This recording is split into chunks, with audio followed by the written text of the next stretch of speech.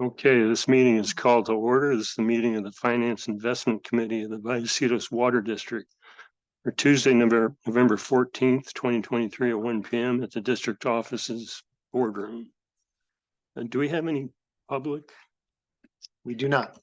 Okay, in that case, I'm going to dispense with the reading of the notice to the public. We have no public comments, so items for discussion. Number one, FY 2023 audit results. All right, I'm going to kick this off real briefly and then turn it over. So today we have Jody Coco, our finance supervisor. She's going to introduce the item as well as introduce the speaker from our auditing firm. So Jody, take it away. Okay, good afternoon. In the spring of this year, the Poon Group was selected as the district's new professional independent auditors. Interim field work started shortly after, and then in September, final field work began. We are currently working on drafting the annual comprehensive financial report and here to present more detailed information about the accounting changes, the status of the audit, and the audit results is Coley from the Poon Group. Thanks, Jody. So I can go ahead and share my screen. All right, you guys see my first page of the presentation up there? All right. Yeah. So as Jody mentioned, my name is Coley Delaney. I'm a partner with the Poon Group, and we are the district's new auditors. This is the first year of our audit contract, and I just have a brief presentation, as Jody mentioned, just kind of scope of work. I am going to talk about some audit responsibilities and our approach to the audit.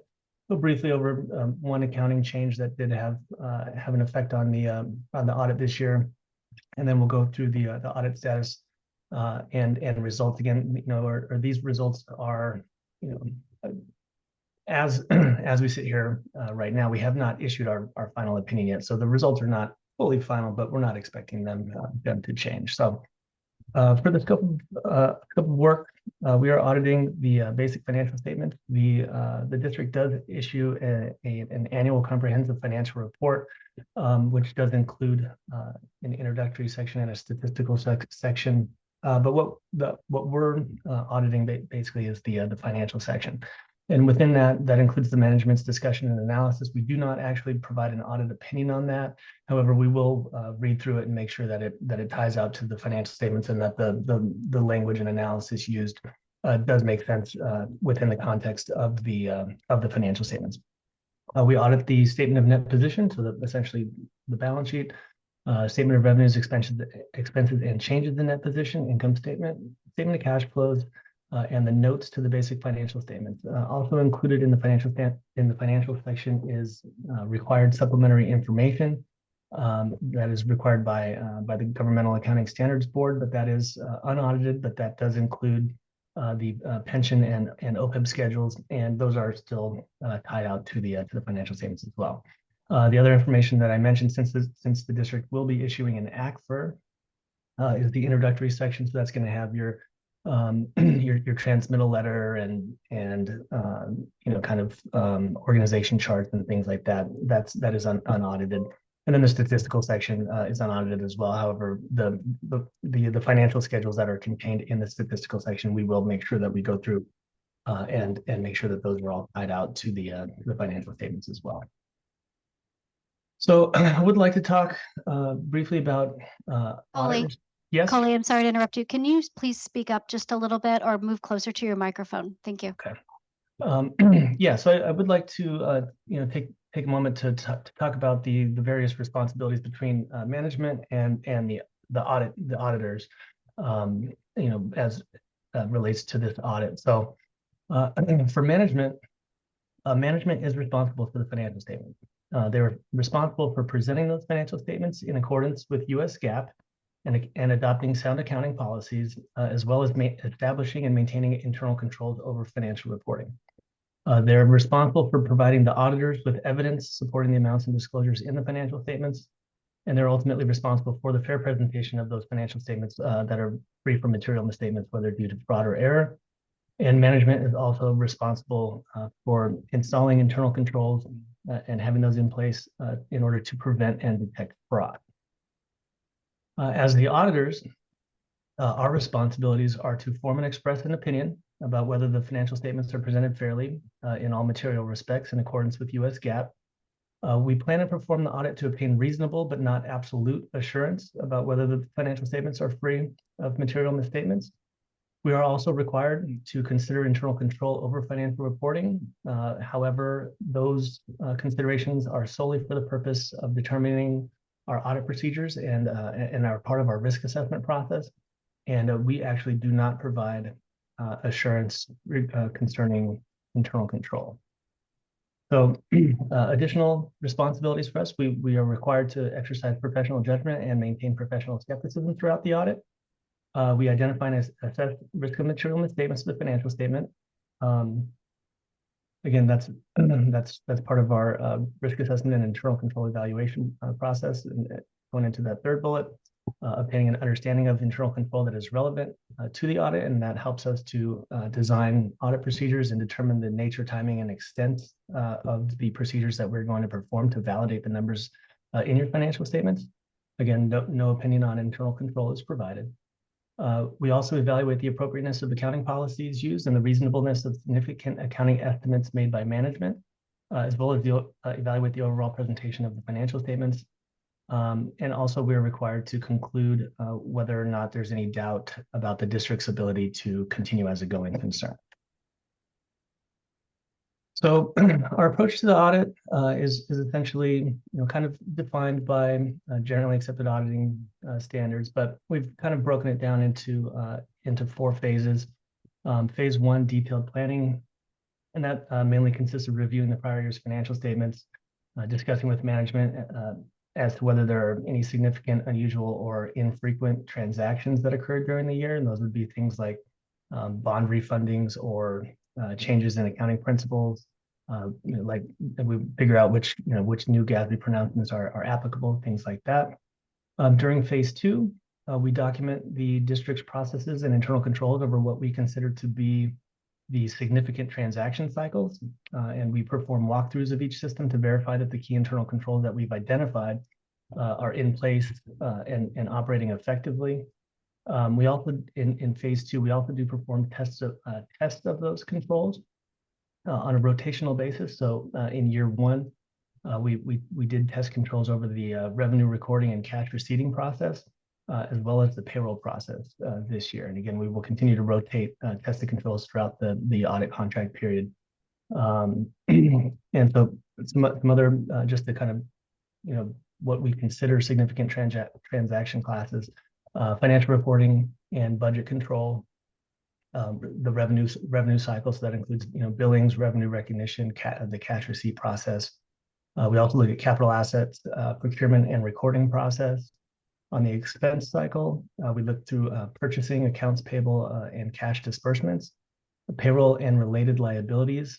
And that also includes, and so that's some of your HR processes. So pay rate changes, hiring terminations. We also did look at pension and census and pension and OPEB census data that is provided to the actuaries in order to calculate the pension liability and the net OPEB liability as well.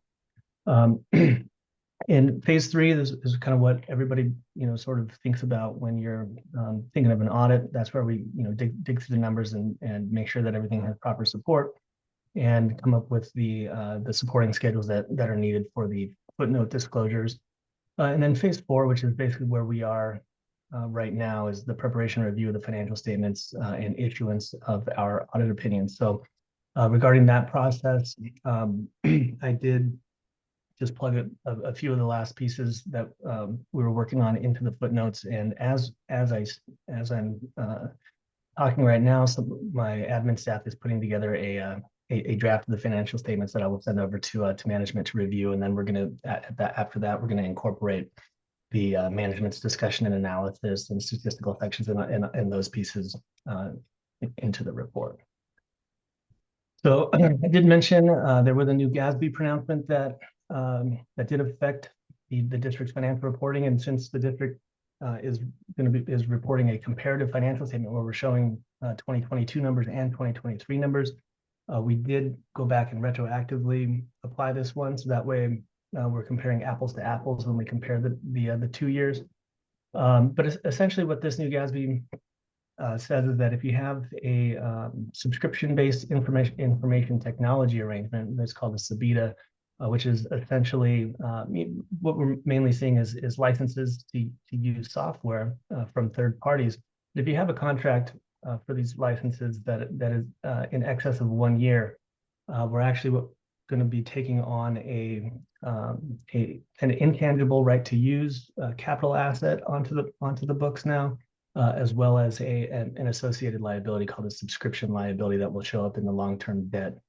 Minor effect because again we're bringing on an asset and a liability, so that the net effect of the prior period adjustment that we're doing for 2022 is not really significant.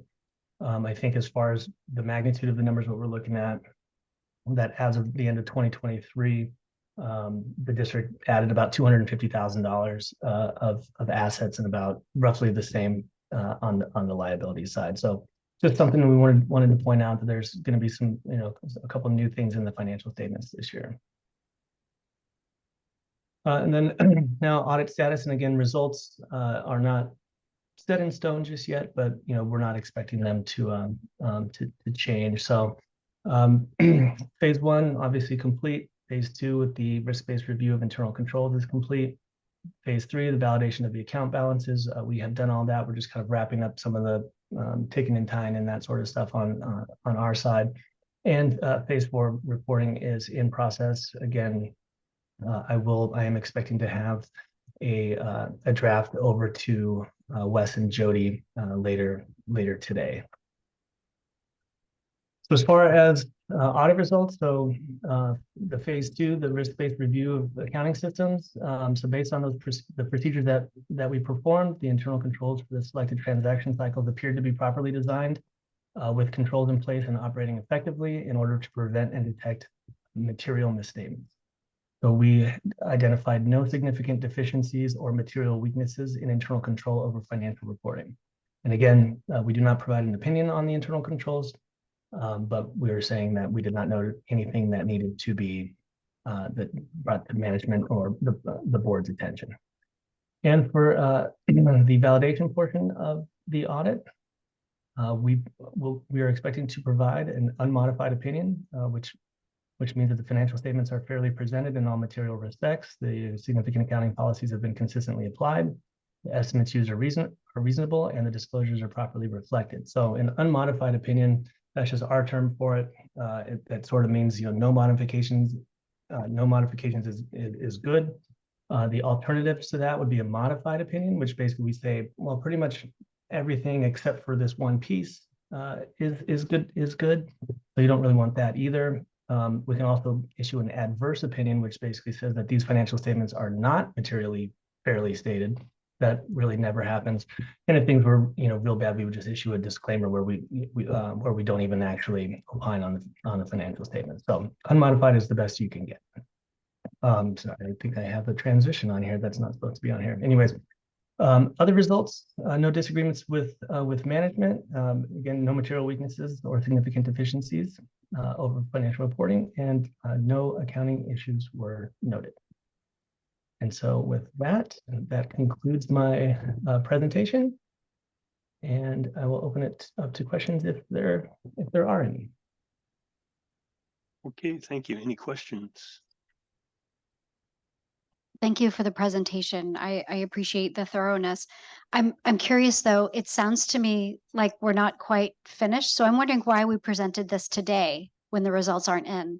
Was there a deadline and the deadline was not met, or are we going to see this presentation again when the latter two portions are complete? So we have to bring the financial statements to the board on December 6th. So we want to get it to the committee before we bring it to the board. Okay. because we have to submit to the GFOA for our ACFR award. Okay, So we brought it to committee now a little bit ahead of schedule, but before the board meeting on the 6th. okay, understood. Thank you. I had a question. I think I heard you say that two areas of emphasis were revenues and payroll. Is that correct? Yeah, those were what we considered significant transaction cycles where we actually did perform tests of controls. And so I think you said that would be, you'd be rotating areas of emphasis in future years. Yeah. Mhm. Thank you. All right, thank you. I'm sorry. I would also suggest that if we are going to have this presentation at the full board, that closed captions be turned on. It's very difficult to hear. And I think that in fairness to folks that may not be able to hear, including some of our colleagues, we need closed captions, or we need a new microphone for the gentleman. So we can plan ahead and have him actually attend the board meeting to make Great. it easier on everybody. Great, That'd thank be you. great. Thank you. Thank you, Coley. Okay, moving on to item 2, calendar year 2024 water rates. Yeah, so I don't want to steal staff's thunder, but you may recall that we did enter into a 5-year Prop 218 notice. So we're coming to the point of the year where we need to adjust water rates, and the projected recommended date for updating those rates would be January 1st of 2024. Mike Arthur, I believe, is going to give the presentation today, and this item will be coming forward to the board tomorrow. So, Mike, take it away. Hello. Thank you, General Manager Prom. So we, as General Manager mentioned, we are doing an update for the 2024 water rates. As you know, the Water Authority passed through, I believe they said it was an average of either 8.9 or 9.2% overall. Each agency is a little bit different. I think ours came out to in the high 8s, 8, 9. So with that,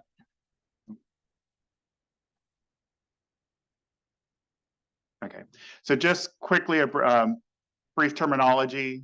When we say cost of service study, COSS, cost of service study, that's what we did about a year and a half ago. The SDCDBA, San Diego County Water Authority, the acronym of SFR is single family residence. And then when we mention the average single family residence, we're talking about that resident with a 5/8 inch meter that uses the average of 13 units per month, and 1 unit is 100 cubic feet. RTS is the ready to serve, is the fixed charge portion of the bill, and IAC is another fixed charge from the Water Authority, the infrastructure access charge. A brief calendar of what's happened over the last couple of years. Back in 2021, we actually started this right, I think, when COVID was hitting in early of 2020. We started the cost of service study, but we didn't bring it to the Finance Committee, the first one, until November 22. Came to the board November 21, came to the board December of 21. We had an update in April of 2022, and then we held our public hearing on 9/28/2022. That's where the cost of service study was officially adopted with the 5-year implementation. And I'll go a little bit over that in a minute. We had a board meeting on February of this year to pass through the 2023 rates. And then today, 11/14, and then tomorrow, 11/15, is the Finance Committee, and then the board meeting to hopefully set rates for 2024. Oops. So the cost of service study process, I won't go into too much detail on it, but really it starts with the financial planning. So we do our budgeting, come up with a revenue requirement. And then really what the cost of service study is the proper allocation of those revenue requirements to our customers. So it's based on the Prop 218 being in compliance with Prop 218. And at the time, like I mentioned, we did a 5-year rate structure. And even though we approved the rate structure, we have to come back to the board and get the actual rates approved annually. So it's just make sure that we have the alignment of the amount of revenue collected with the customers and make sure that everyone pays their own way. There's no cross subsidies. And then you allocate based on the fixed cost, the RTS, which I mentioned, and the variable cost, which is the commodity cost, which is the cost per unit of water. So like I said, we did the 5-year methodology. It included pass-through charges of fixed and variable costs. We also established drought rates when we're not proposing any implementation of drought rates. And the implementation was to target every January 1st.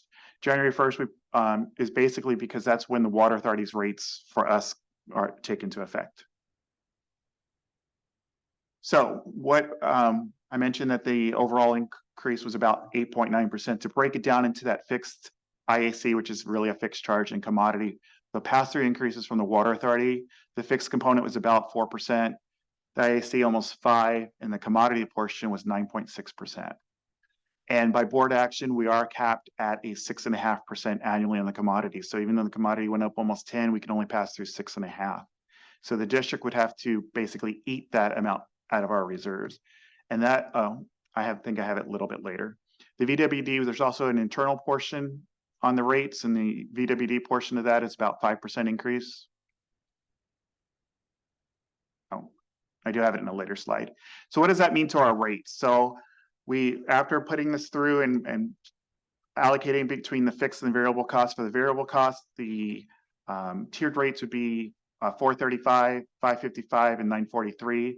Our current rates are 404, 521, and 892. So it's a difference of about 30 to 50 cents per unit of water based on what tier you're in.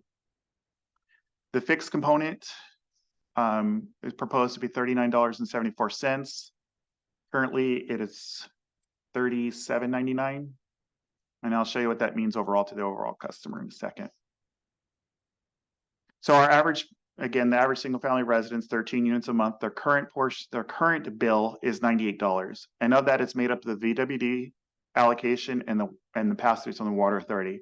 That $98, $22 about is VWD, and the $76 of that is Santa Cruz County Water Authority. So about 78% of the bill is really pass-through costs from the water authority.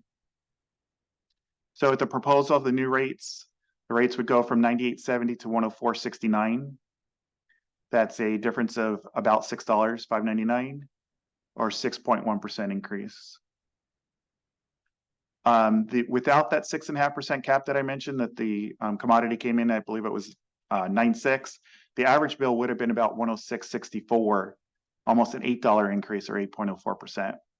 So what that means is that about $900,000 annually will come out of reserves. So I want to kind of emphasize that a little bit. That means even next year, let's say the water authority comes in with only a 2% increase.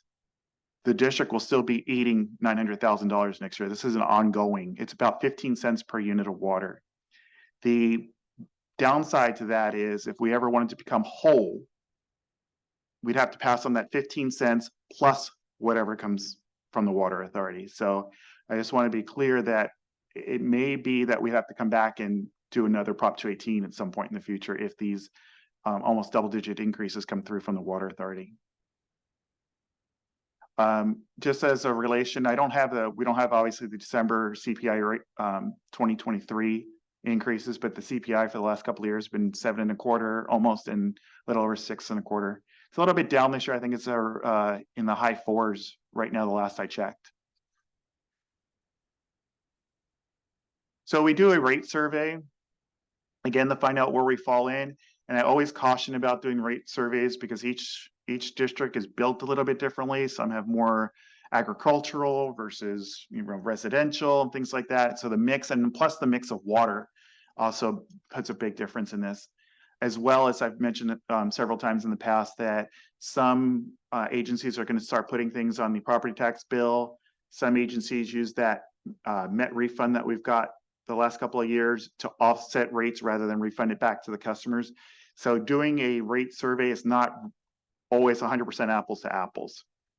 However, this is almost a year ago, I did this survey and I have a current one. I just wanted to kind of show the difference. This was done 11 months ago, back in December of 2022. VWD with their rates at the time were $98.70, as I mentioned. The average was about $115. And we were fourth lowest. So now the big aha moment, we are now, even with our current proposed almost $6 increase, we're going to be third lowest. We leapfrogged, I believe it was Oceanside. So the average went up to $124.08, which is $9, I believe. I have it here somewhere. It's no, let me just go back one slide. Yeah, it was $115 to $124. So the average went up about $9. Oh, I have it right there. whoever that smart person was that put the numbers on the slide. The average increase went up $9 or about 7.82%. So VWD, as I mentioned, was $5.99 or 6.07%. So the timing and recommendations, what we're going to bring to the board tomorrow, absent any changes or recommendations that you might have. So the Prop 218 notice allows for rate adjustments every January 1st. So our recommendation would be to implement the new rates on January 1st for bills mailed out after January 31st, 2024. And I believe that's the end of my presentation. So I'll take any questions. Any questions? Thank you, Mike, for putting that together. The second slide that you showed with the new rates, that is that factoring in the 6.5% cap? So you said the second slide, but Sorry, I don't know the, here's the slide with the new, well, with the actual new rates. Let me go back. Sorry. this is not what I'm talking about. It's the comparison. Oh, sorry.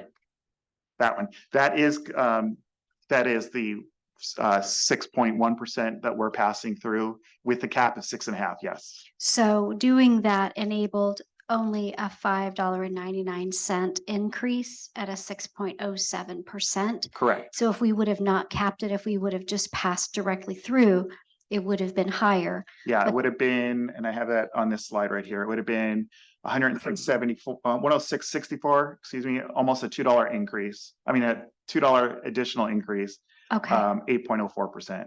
So we would have Okay. been at 106.64, and that still would have put us even here, probably would have put us right at, right under OTI, right in there, that area. okay. Thank you. Yeah, could you go back to, I think it was slide 9 you just showed? 9, yeah. So tier 1 actually went down? No, tier 1, I'm sorry, these are the proposed rates of 420, 435, and tier 1 is currently at 404. Oh, okay. I misunderstood. Never mind. Hmm. Okay, any other questions? Oh, I had one. I was wondering if we had to do a revised 218, what would you project when we would do that? Yeah, I don't think we need to do this year. We'd be fine. Even going into next year, we may be fine, but the third year, then we would probably have to do it by then if the trends continue. Yeah, I would hope, if I'm not a betting person, but I would say that the trend is going to continue from the water authority as far as Yeah, we're really high gonna, single digit or low double digit increase. and we're really gonna look at the rates through 2024 and into 2025. So in 2025, we may have to come back to the board to set rates for 2026. So, So if I can make one point and ask Mike to chime in here. So last year, we didn't implement the rates on January 1. I think they became effective in March for bills that were mailed in April. And the reason the board did that was because just previously the rates were in October and they felt that for the customer's benefit, we needed to wait. We'd like to get the committee's support to go back to get to a January 1. For every month we delay a rate increase beyond January 1, it costs about $200,000 of lost revenue. So just want to keep that in mind. What we'd like to do tomorrow when we make this presentation to the board is to get the support. We'd like to say that the finance committee heard this and supports moving forward on a January 1. But I don't want to put words into your mouth, but we want to make sure both the committee and the board understand the consequences of delaying it beyond the proposed January 1st date. Okay, well, I certainly support that and I'll defer to my committee partner. I support that. What I don't support is raising the rates more than once per year, ever. It's too much. I mean, I think, I think we have to, this is not sustainable. I think we all appreciate that, but we don't know what the solution is. But we have families in our district that are still struggling, still trying to recover from COVID. And I would support, having a regular schedule where folks can anticipate and maybe budget for an expected increase in their water rates, but not more than once a year. It's too much. That's too much of a burden for families. I think that's all the more reason to do it January 1 because it lines up with the water authority. Yeah, they're the single biggest driver for us. So I think And they're- aligning our increase with their increase makes the Exactly. most sense. And even if we did go do another revised Prop 218, we would recommend staying on that January 1st. So we wouldn't double up and do two in 1 year, even though we went out with a new 218. And there are several agencies real quick that are doing that. They're doing it January 1st and then a July 1st. City of San Diego, they're doing that. Another agency is doing that too. And they're doing in January 1st is 11%. And in July, they're doing a 9%. So it comes to 21% in just 1 year. But they Nice. break it up so they can say 11 and 9 rather than 21. And as I remember, you live within the city of San Diego. So, and I'm not sure that this is the right time to discuss this, but does that mean that the water authority is going to be coming to the member agencies and saying, we're increasing your rates twice a year? Probably not. I don't see that. Okay. Because it's, the board has representation from the member agencies and could potentially pressure them to not do that if that was something that was on the table, because I just think it's too much. Right. It's too unpredictable. Okay, well, I think you have our support. Thank you. Thank you, Mike. Thank you. All right, item number 3, Twin Oaks Valley wastewater infrastructure capacity fees. All right, this is about a future construction project, but it has financial implications because we would recover the cost of the construction through cap fees. So it's a finance item. This was heard by the P3. P3, I'm sorry, P3, and I think the engineering Very good. committee's heard it, and Director Boyd Hodgson has heard it at least once before, and Director Elitharp has heard it before, but not together in terms of through a finance lens. So Elizabeth is going to make the presentation today. Whenever you're ready, Elizabeth. Thank you. Good afternoon, Finance Committee.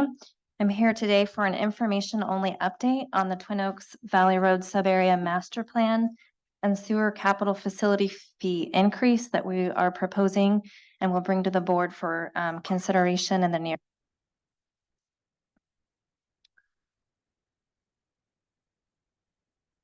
So as a reminder, the Twin Oaks Valley Road Subarea Master Plan is focused on the existing sewer in Twin Oaks Valley Road north of Mission Road. While working with applicants for 3 proposed development projects shown here hatched in blue, the water and sewer studies for these proposed projects determined that the existing sewer main in Twin Oaks Valley Road is at or over capacity right now for existing sewer connections. Therefore, there isn't additional capacity in the system to take additional flow. The district's master plan anticipated growth in this sewer basin after 2030, and the master plan identified the need for a capital improvement project to upsize sewer in Twin Oaks Valley Road, and that was needed for future growth. Capital projects needed for growth after 2030 are not always funded through our collection of sewer capital facility fees, which is the case for these sewer improvements needed here in Twin Oaks Valley Road. So since the Twin Oaks Valley Road sewer improvements need to be constructed to accommodate, additional flow or more sewer connections in the basin, and the scope of improvements is too large and not proportionate to the proposed 3 development projects we looked at on the previous slide, staff's permanent solution to address this was with a sub-area master plan and to increase sewer capital facility fees to fund the Twin Oaks sewer improvements as a district capital project. Temporarily in the interim, our staff is working with city staff for those 3 projects currently being processed to find project-specific solutions to allow those projects to move forward with new sewer connections until we upgrade our sewer in Twin Oaks Valley Road. So as mentioned, the purpose of the sub-area master plan is basically to determine how much capital facility fees would need to be increased to collect funding to build this as a district capital project. We're evaluating this proposed fee increase with 2 options. Option 1 would be assessing this fee and charging it for all development to any property within the district limits. This is common with our current master plan process and how we charge sewer capital facility fees right now. Option 2 would be charging these fees just to development within the sewer basin. That would be the properties hatched here in the various colors. That's the Twin Oaks sewer basin. So keeping the funding through capital facility fees to just these properties, it will make the fee higher than option 1 where it's applied district-wide. This slide shows the scope of the proposed improvements needed with varying pipe diameters from 10-inch through 18-inch. We did take into consideration sizing these pipes for ultimate development within the sewer basin, in addition to construction of accessory dwelling units within the basin. Accessory dwelling units is also more commonly known as an ADU. We looked at the future of this basin having ADUs on each lot size 5,500 square feet or larger that's currently zoned single family. And taking that into consideration, it did not increase the pipe diameters shown here on this slide. So basically, we have additional capacity also for ADUs in this basin. So current project cost to build these improvements is currently at approximately $26.5 million. It's a draft number. We have a few more comments our consultant is addressing on the project cost. So taking that draft project cost and establishing the sewer capital facility fee increase for option 1 would be a fee increase of approximately $2,300 per sewer EDU. So that would increase the existing sewer capital facility fee from almost $15,000 to just over $17,000 per EDU. And then for option 2, where the fee would only be applied to parcels within the Twin Oaks Basin, is currently in process. Our consultants still of calculating that fee, but it will be higher than option 1. So next steps for this is to finalize the project cost and the proposed fee increases for both options 1 or 2. We anticipate finalizing that by the end of this month and start doing public outreach to the development community to solicit input in December. The 3 development projects that we're working with currently in this basin are aware of the sub-area master plan and our proposed capital facility fee increase. So that will not be new information for that portion of the development community. Then we'll coordinate capital facility fee adjustment with special counsel and then bring this back to finance committee for final discussion and recommendations once we have the proposed fees for both options 1 and 2 finalized. Then we'll schedule a board workshop with public involvement and then bring forth a recommendation to the board for the capital facility fee adjustment per the Mitigation Fee Act requirement. And so that's the update, and I'm happy to answer any questions. Okay, thank you. Any questions? Yes, thank you. Thank you, Elizabeth. I do have a question, and maybe I missed it, but so just so I can summarize, so we've got 2 options. The first would proceed along the timeline that we have already scoped out and that we had already planned on doing a master plan to upgrade that area. And that's the option that we have the cap fees already figured out. So this particular improvements aren't part of the current capital facility fees that we're collecting. So we're not collecting funding to build this as a capital CIPD project by our district right now. But if we went with option 1, it would be a wholesale increase of capital facility Correct. fees all over the district. Yes. And we have a timeline that we've projected out that we have scheduled to do that already, right? Yeah, so there's the do nothing option, which is if we just do nothing, can actually connect to the sewer in that area. And it won't be until we do a new master plan, new CAFE study. So we're talking several years away. Option 1 is the first solution-based option, which you're correct, which rolls into our existing capital facility fee model. And every single development, just like it is today, pays for every capital improvement. We're adding a new project in. That's the option 1.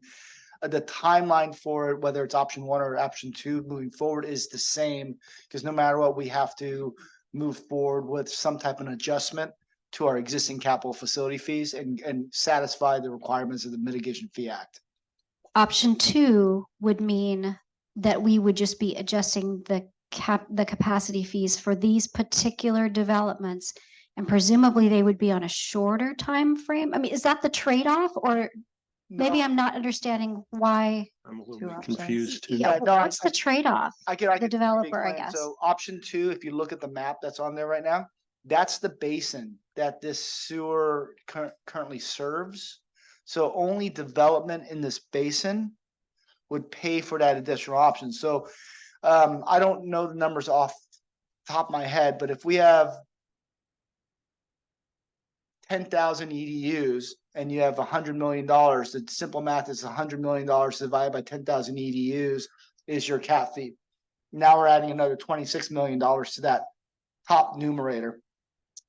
In this basin, you might only have 500 or maybe 1,000 EDUs. So now you're dividing $26 million divided by 1,000, and everybody in this basin would have a special fee above the existing fee. So if the existing fee is roughly $15,000 and the new fee for them is another $30,000, they would be paying $45,000 for one sewer connection in this basin under option 2. The main reason we're looking at option 2 is only because the development community asked us to look at option 2.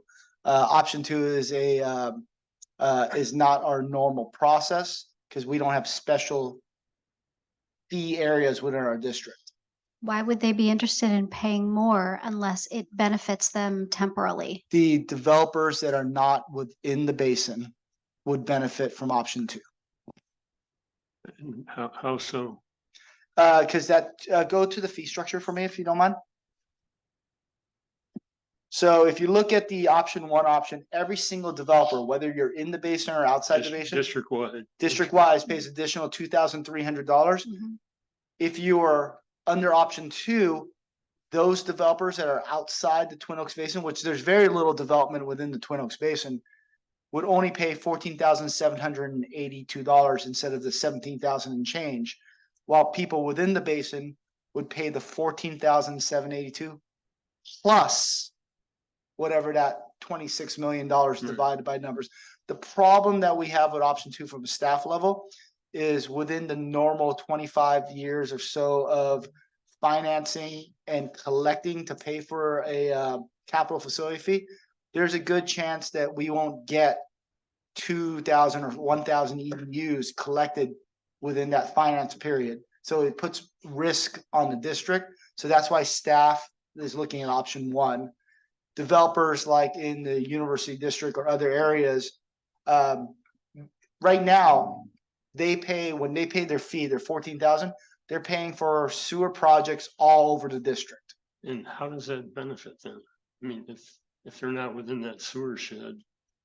Well, that's exactly it. So the developers outside that sewer shed are benefited because they're not paying the extra $2,300. So they want to put all the fee on just a select group of people. But those select group of people from a district standpoint, will never collect the full money. And we don't have a precedent for it. All the way we've done our cap fee calculations have been District-wide. what we call a postage stamp rate. Everybody in the area pays the same. All the project costs go into the numerator, all the development goes in the denominator. It's pretty straightforward. So if we did this differently, not only would it raise the cap fee in that one area to a really high level, but it would set a precedent. It would be a departure from our normal practices. So if you look at all the developments that's happening south of the 78 freeway, their fee and their option 2 would be unchanged. Right. So they would prefer that. If you look at everybody that's within the colored areas, they would prefer that we stay with our normal process and the fee is shared amongst any development that happens within the district. So if you look at the majority of the known developments within the area, most of them are along the 78 corridor or south of the 78, or maybe a little north of the 78, but further west, like the Highlands area. So there is not a lot of development within the Twin Oaks Valley, especially since the Newland Sierra project is no longer moving forward. So I guess I'm concerned with what's the ramification of changing our existing policy to have specific areas?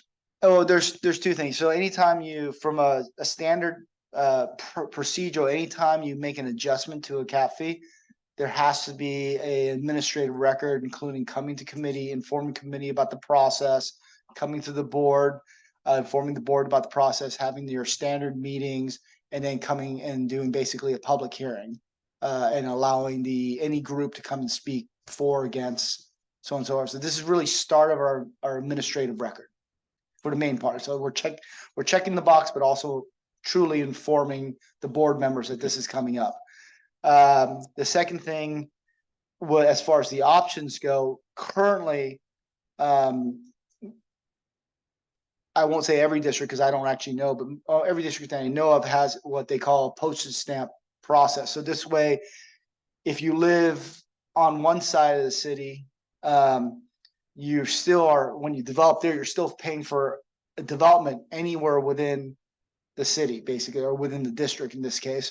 So if you live over close to, let's say, La Costa area or within San Luis Hills, and there's a new sewer line going along the creek, the development that pays into that cap fee is still paying their proportionate share of that project. So everything is just like our water rates, just like everything we do, everything's kind of all for one for all. If we set up a separate area in this, there's two concerns. First off, the developers, it'd probably be beyond what the developers could afford, to be honest. And the second thing, from the district standpoint, from the district ratepayer standpoint, there's a good chance we'll never collect enough money to truly offset the $26 million to build that project. Because there's not going to be, even though all the developments are planned, it's planned over the next 30 years, 40 years, 50 years, 60 years. It's not a highly developing area.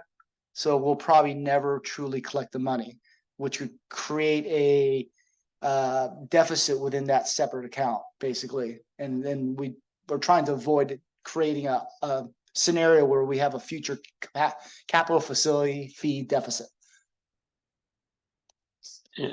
I'm kind of struggling with it. It seems like fundamentally there's a difference between sewer and water. I could see a postage stamp rate on water because it can be basically moved around and benefit the entire district. But sewer is very specific to individual sewer sheds. To me, a postage stamp rate doesn't seem equitable to me. Yeah, currently we have a postage stamp rate for both sewer and water. Most of our larger sewer infrastructure projects, it's the whole basin for the most part, like our outfall and our interceptor project. Right. But we have plenty of smaller sewer projects. They don't make up the majority of the sewer rate as a whole. But the one thing is, if you end up creating a separate basin here with a separate fee, there's probably a good chance we'll never collect that money. So that's the one advantage of having a postage stamp rate, that every development pays an equal share and that's shared equally. Okay. Go ahead. If it's the case that there's a high risk that we won't be able to collect, remind me again why we're talking about it as a viable option. It was requested to look at both scenarios to vet out the cost. By whom? By the development community. Okay. But both sides, because they had no idea what the cost ramification is. What they were hoping for was it was going to cost $2,000 to $4,000 for people within the basin, and then the people within the basin that's developing could probably support that and not worry about ramifications of people outside this basin fighting against them, because they're all part of the same community, the development community, but a lot of times they don't play nice with each other. So your opinion is that this is risky for the district financially. Yeah. Option 2 would be risky for the district financially. And we let the applicants know that up front, that from a staff standpoint, option 2 is risky for the district because there's no indication that there's going to be enough development in this area within a 30-year period to collect the $26.5 million. And the city doesn't have like a master plan to show proposed development that we could. They do, and there's no indication when the city's general That's plan what you're or talking even, about. Okay. or even in the proposed new general plan, Okay. because we have the land use. Matter of fact, one of the things I asked Elizabeth to do is check the draft land use plan, and there's no significant difference between the current and the proposed. Interesting. Okay. Yeah, and it's almost a self-fulfilling prophecy. If you raise the fee so high in that zone, you're going to discourage development. So you'll have expended all that money to build the infrastructure, and then nobody connects because it's too expensive. Okay. And when we bring this back for the next finance committee or to the board for consideration, staff will have their recommendation and we'll discuss that as well to help guide you through it. I was just gonna ask if staff would please provide a recommendation. Yeah. At the appropriate time, we will. Okay. Yeah. Matter of fact, at the P3 committee, we were kind of hoping that we'd have the second number, but we were unable to get the second number. So definitely by the time we come back to finance committee, we'll have both numbers. I think I need to see this in a different way because when you first presented this at the P3 committee, I thought we were talking about the main difference. I thought the main difference was a trade-off in time. And that was not, I missed the mark on that. So I think I need to see this in a different way that really talks about sort of the pros and cons from the district and the developer perspective for each option. Because I'm having trouble. I missed the point in the way that I thought it was a trade-off in time and money. No, I think Elizabeth just did a better job than I did explaining it to you here that I did at the P3 committee is what happened. So Okay. it's probably my fault. Thank you. All right. If there's no other questions, I guess we'll move on. Thank you, Elizabeth.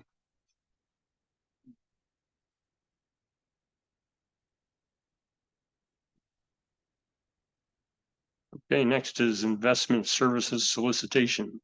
All right, so as the committee knows, a portion of the district's investments are managed by an outside party. And recently at board meetings, there's been some questions raised about how well that firm is doing. So Wes is going to give you an update on what we've done with that feedback that we've gotten from the board.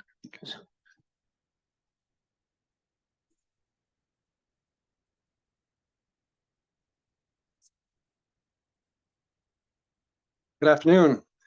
For the final part and probably hopefully the most interesting part of the finance committee meeting today, I get to talk about investments and CalPERS. So the agenda for today, we're going to go over the investments background. I'll give a little bit of background on why we're doing or what we're doing and why we're doing it. After that, I'll talk about the status of our investment services solicitation. And then finally, finally on the investment part, I'll talk about our internal investment performance. And then finally, I will talk about our CalPERS funding update. So the investment background back in May, staff and the board started talking about our investment returns.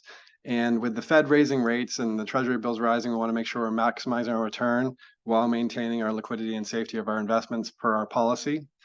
So this chart here shows, it's actually from the investment report back in May, the investment report that comes to the board every month.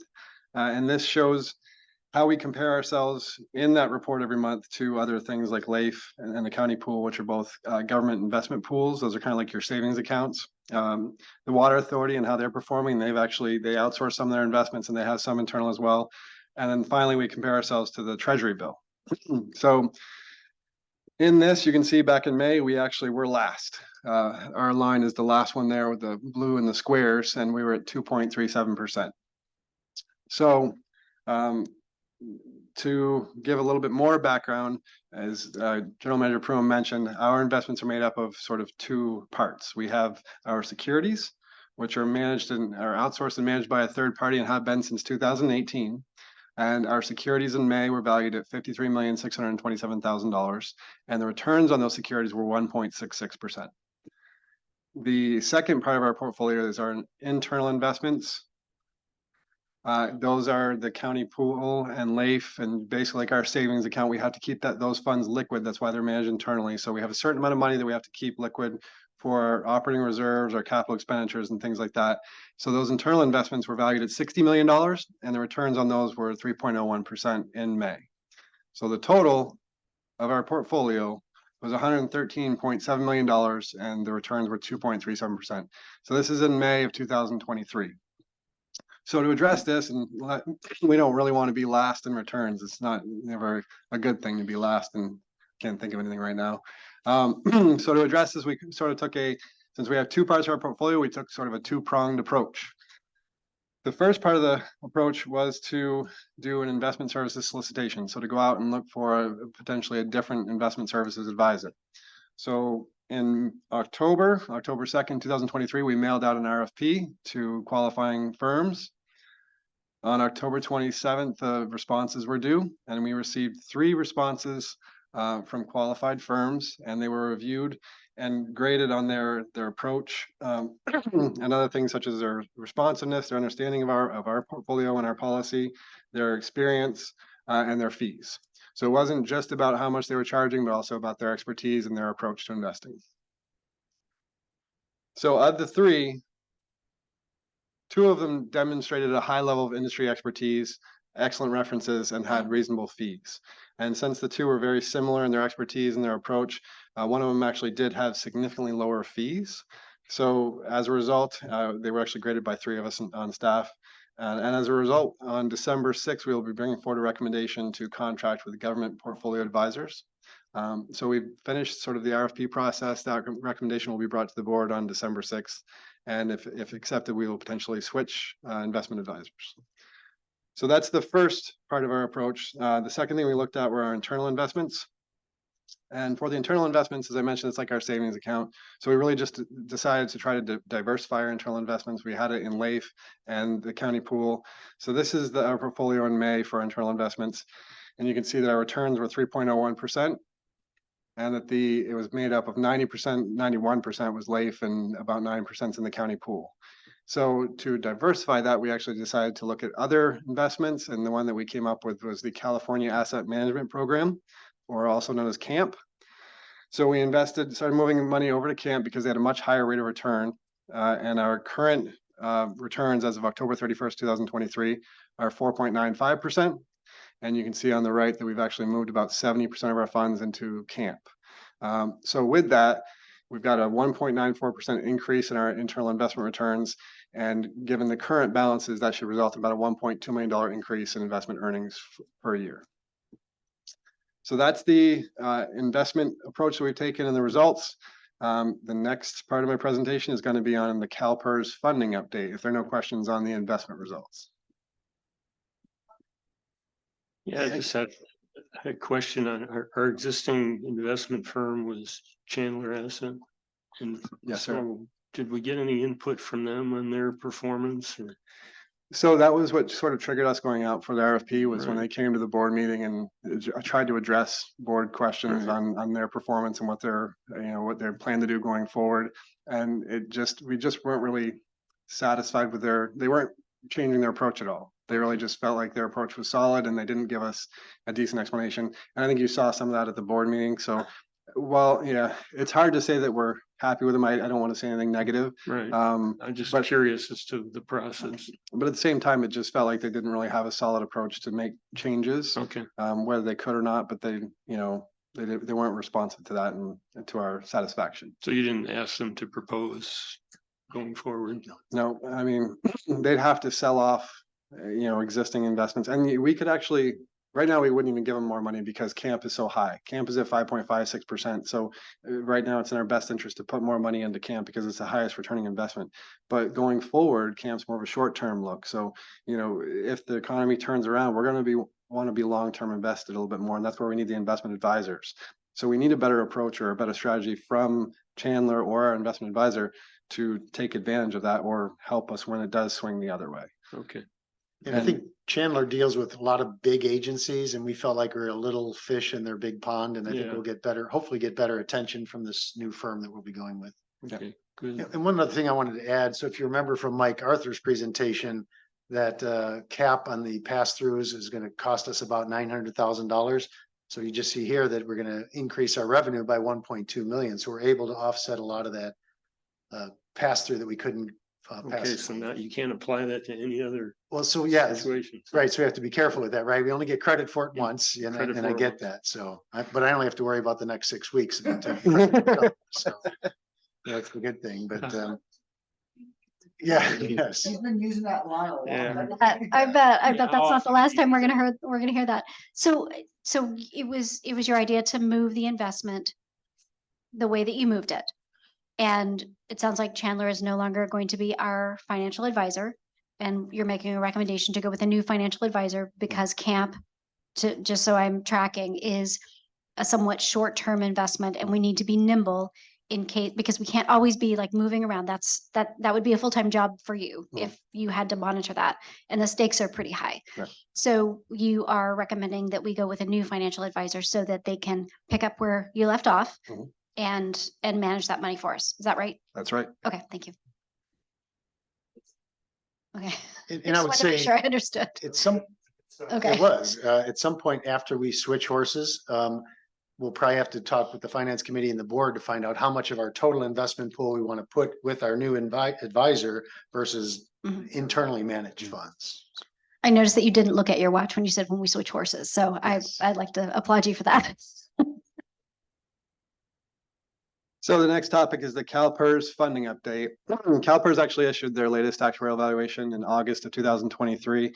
And you may know that CalPERS is always a year behind in issuing these actuarial evaluations. So while it came out in August of 2023, it was actually for 2022. So we got the latest numbers, and I just wanted to bring an update to the board as far as where we stand in 2022 for our net pension liability. So I'm not going to present the whole report. I am going to show you a bunch of numbers. So this is just one sort of the summary page on page 16 of the actuarial evaluation. I won't talk about all the numbers, but I just want to walk you through like what this entails, because this does a good summary about what our unfunded accrued liability is made up of. So the column to the left is our the valuation date, and you can see this goes all the way back to 2013, and the most recent year is 2022. The accrued liability is the liability of the district to pay its retirees and its, so those are basically the active and non-active employees that the district has to pay their retirement benefits for. And then the share of the pool's market value of assets. We are in a pool with a bunch of other agencies. This is what we've invested and the market value of those investments as of 6/30/2022 at the bottom there.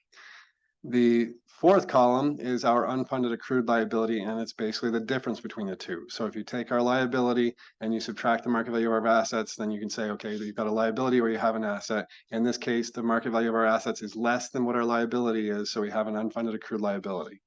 And the last column shows our funded percentage. So if we're, I'll actually talk about that in a minute, but it's a percentage of your market value versus your accrued liability. So looking at 2021, last year, you may know we were super funded. So as a result of gains, CalPERS had investment gains of 21.3%. So they invested and earned huge returns. And that resulted in overfunding for the district of $150,000. In 2022, unfortunately, they had investment losses. And these were actually actual losses, so below zero, 6.1%. And as a result, we now have an unfunded accrued liability of $14 million. Now, it looks like a huge swing. It's $14 million. I'm not shocked, and I don't. Staff isn't shocked. We knew this was going to happen. They released their returns early, and during the budget process this year, we actually planned for this. So no need to really be shocked about it. We planned on 13 million. It came in at 13, almost 14 million. It's like $1 million more. And in 2023, they've actually released their preliminary returns. But the reason we show this is just to give you an update and tell you that during the budget process this year, we will be actually discussing a pension funding policy. So we'll bring that to the board during the budget process and make some decisions on how we want to address the $14 million unfunded accrued liability. This is really the end of my presentation, but I have another fun slide. So historical returns for CalPERS, they keep this up to date. It goes back to 2002. You can see that their returns are the orange line, the actual returns, and it's all over the place, up and down. The blue line is their target line. So they say that they need to earn, it used to be 7.5% per year to actually pay their liabilities. They've reduced that now over the years down to 6.8%, which it currently sits at. And the red line is zero. So the red line means they earn nothing on our money for that year. But what I'd like to point out here is that most of the time, CalPERS is positive. So putting our money in CalPERS, in effect, is never really a bad idea because they're earning, they have a high rate of return. So if we look at like 2020, for example, they earned, or 2019, 4.55%. It was below their target, but they still earned 4.55%. In 2021, they made 21.3%. So they made huge returns in that year. We've never come close to that. So keeping our money internal, we'd never make anywhere near that. And then the following year, 2022, they did have 6.1% losses.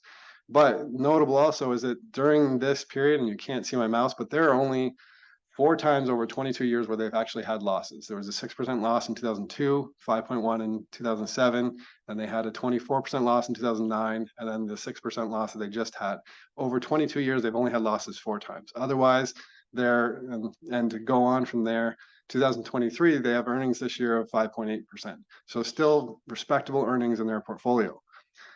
And to sort of sum this up, what I'm talking about, the 20-year average returns for CalPERS are 7.6%. They're actually over target over the 20 years. The 10-year average is 7.3%, so they're over target again there.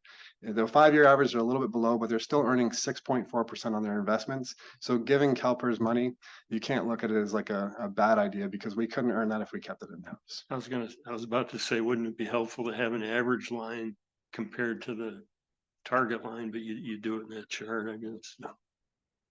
So I just wanted to give you a little bit of history on that. I've done tons of analysis on our investments in CalPERS and where we stand and what we've done in the past, and we'll do more going forward, and we'll bring that to the board during the budget process this year. So that's the CalPERS update, and with that, I'll say thank you, and if you have any questions, I'm happy to answer them. And I would add for the committee's benefit that the Encina Wastewater Authority, of which we're a member agency, they're doing something very similar. They're developing a CalPERS pension funding policy to deal with these kind of wide swings in the market. So we're monitoring what they're doing, and we're not just copying what they do, but it's helping guide what will be coming. So given the wide swings, what kind of, it's hard to envision what a policy would be. Would you just take X% per year or something of the unfunded? Yeah, so we could get into a lot of detail about this, but the policy is actually very simple in my opinion. There's 2 parts to CalPERS, right? We're in business with them to pay the retirement of our employees. And then we have our investments with CalPERS. We've already just shown our investments with CalPERS, and they're doing well in their returns. So I have no issue investing money with CalPERS. The other part is our business that we're actually working with CalPERS on paying the liabilities of our employees. That one, it's a little bit tricky because they have the investment returns and other things like that. But anytime they don't meet their goals, they create a new liability for us. And to really simplify it, any liability we have with CalPERS is a 6.8% liability. 6.8% is higher than any other debt that we have. So our policy, our goal should be to pay it off 100% if we're able to. So if we look at our funding and we have the ability to, you pay your most expensive debt first. Right. They're our most expensive debt by far. And I don't mind giving them money because they've got good returns. Right? Giving them money, they've done really well in the past.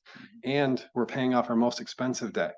So our returns on our investments, we actually paid them $12.1 million, the 2 ADPs, the additional discretionary payments we made $2.2 million on that, even with the 6.1% losses. So over 2 years, we made $2.4 million or something. So we couldn't have made that in-house. So it was well worth giving them that $12 million. If we didn't invest that money into them, we have a $14 million accrued liability right now. It'd be $28 million. So making those additional discretionary payments is well worth it. That's not mentioning what we saved in interest on those payments that we would have had to make, or the minimum payments that we made. So we paid $700,000 and $900,000 a year before. We saved about $800,000 and about $1.2 million. So we saved almost $2 million over the 2 or 3 years that we would have had to make in just payments, plus interest savings. So there's so many reasons for just saying, here's the liability. It's our most expensive. Pay as much as possible. If we have the ability, pay it off 100%.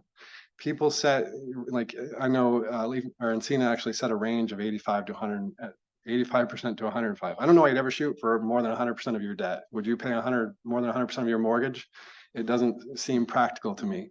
The range is just because they can't predict the balance. So they're saying we want to stay within this range. And that's fine. If you fall below 85%, then your policy says you have to make additional contributions. But your goal ultimately should be to pay it off 100%. Okay.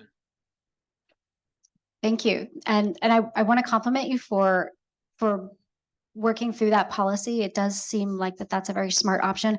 I also want to comment that it's clear that you really enjoy talking about this, because your demeanor changes when you start talking about these things. It's really refreshing. So thank you for being passionate about your work and for explaining it to us in a way that makes it easy to understand. Thank you. Yeah, I'll second that. Thanks, Wes. Yeah, I was going to comment that his knowledge on the subject is surpassed only by his passion for it. So it's nice when those 2 things combine. So. All right, there's any other comments? Seeing none, I think that's the Yes. end of. I'll just make a comment. This is probably my last finance committee meeting, so just goes on the record unless we have an emergency finance committee meeting before the end of the year. Just wanted to put that on the record. So noted, and thank you for all your Yeah, and thank you both. support Yeah. Thank in you. this committee.